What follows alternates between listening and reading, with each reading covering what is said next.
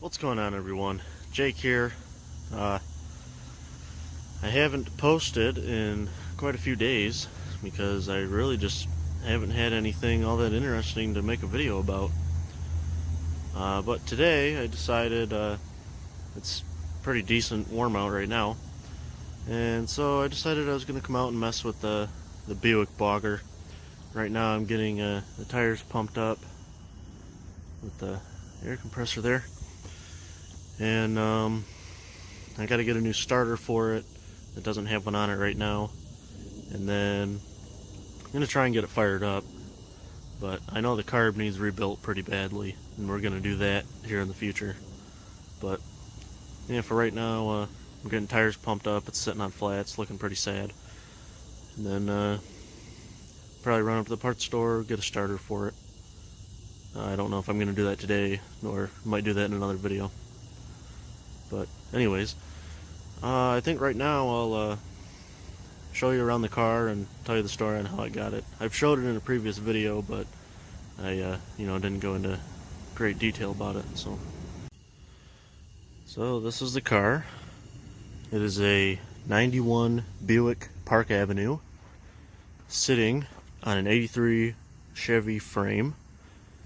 And the guy I bought it from, if I remember right, he said it had a 1-ton Ford in the front and 1-ton Dodge in the rear. Or maybe the other way around. I really don't remember. But anyways, it's sitting on 1-tons, which is nice. And it's got swampers on it, which I cut.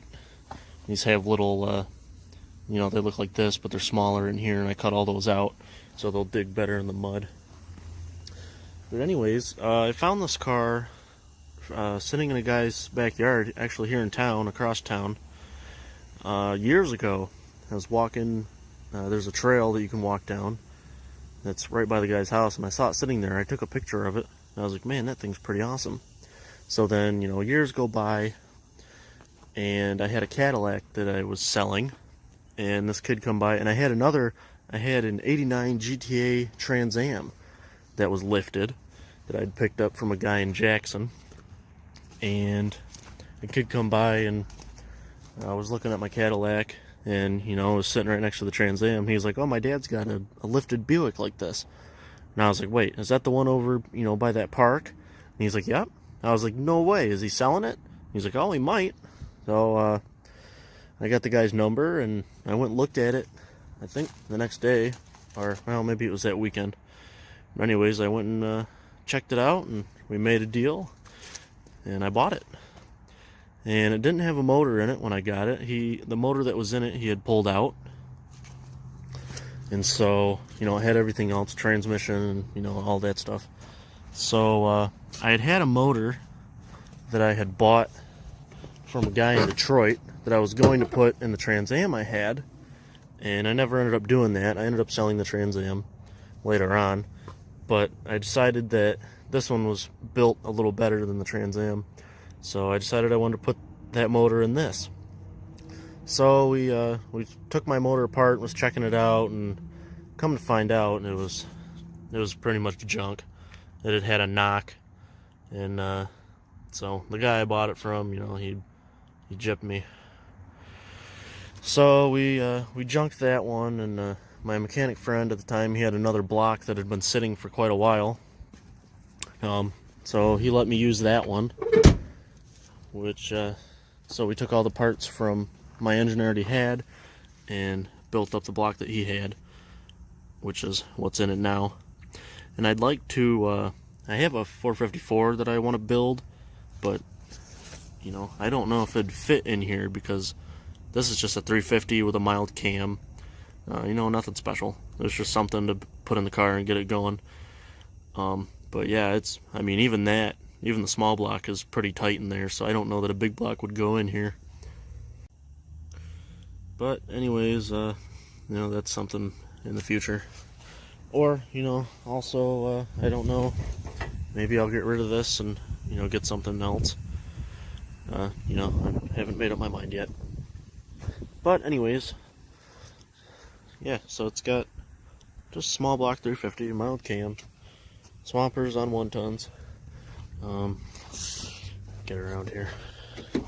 The inside, the guy had this thing hooked up to where, like, you know, all the interior stuff works, all the electric windows and door locks and original radio, all that stuff works. Some of the lights work, not all of them. He had this this cop light bar up here, and it works. I got it working, and I've thought about taking it off because it's kind of, you know, it sticks out, but I don't know. I might leave it because I've only had this thing at one mud bog. I just bought it like maybe a year or so ago. Not that long ago. I haven't had it very long. But the one mud bog I did take it to, I had the lights going, and everybody, you know, they liked it. It got a lot of attention. So we might leave them there. And I started wiring an attack, and never finished that. But yeah, so most of the dash gauges work. And of course, there's all these aftermarket ones with all the switches and everything that run all the stuff. And of course, the shifter in the middle, four-wheel drive shifter on the passenger floor there. And I wanted to make a longer handle for that because it's, you know, it's pretty short on the floor. And to make a taller one, it was easier to get to. But yeah, the electric seats work. They all move and adjust. I've thought about taking these out. I mean, they're pretty comfortable. They're original, you know, Park Avenue seats. They're, you know, pretty luxury. But, you know, I've thought about taking them out and putting buckets in it. But I'm not sure. And then he had these side pipes on here. They did have mufflers on them. I cut the mufflers off. So I was like, why would you have mufflers on a mud bogger? So I cut those off and just left the side pipes. Although I would love to get some upright headers and put them through the hood. So that's a future plan. So right now I'm gonna finish pumping these tires up so it doesn't look so sad sitting back here on all flats.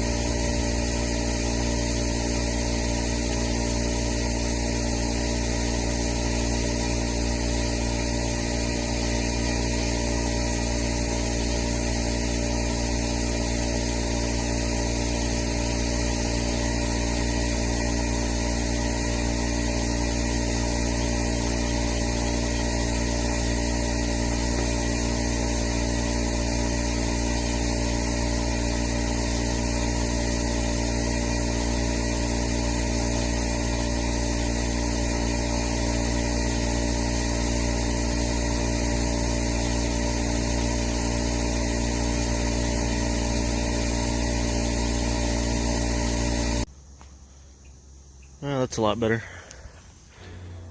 I think it's always real satisfying when you have a tire that's been flat for so long and just slowly putting air into it and watching it slowly come up.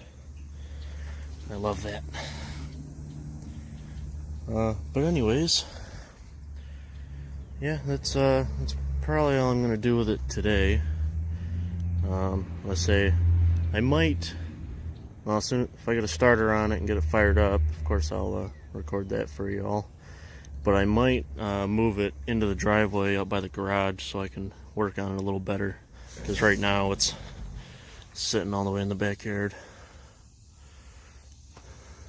And then one other thing I have to do, I got to go through and fix a lot of this wiring. As you can see, there's wire nuts everywhere, which is not good, especially in a mud bogger. But, you know, when I was putting this thing together, I was kind of on a time limit, and I just kind of just threw it together. And I was like, well, I'll, you know, go through and fix everything better later on. Well, now's the time to do that. I need to go through and solder and shrink tube and all that. And then one other issue I'm having is under the front bumper. Oh, maybe you can see it through here. There it is, right there,